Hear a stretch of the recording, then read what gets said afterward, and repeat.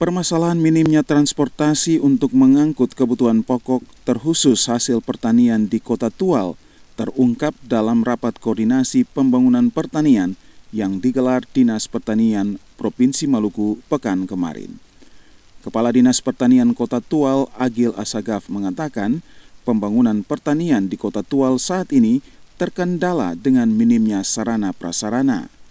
Sarana prasarana yang perlu mendapat perhatian baik pemerintah kabupaten maupun provinsi adalah terkait dengan sarana transportasi. Sebagaimana tadi yang kami sampaikan dalam rapat, bahwa untuk memenuhi kebutuhan masyarakat, itu tidak hanya kita daerah sendiri mampu menyediakan. Dengan demikian dilakukan kerjasama antar daerah.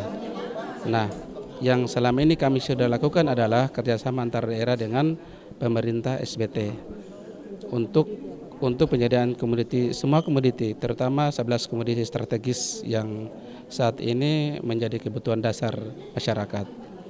Ya, kendala kami adalah akses transportasi, konektivitas antar daerah. Sehingga tadi sudah kami sampaikan kepada Pak Gubernur melalui Pak Sekda, tolong membantu untuk intervensi dari provinsi terhadap akses ini.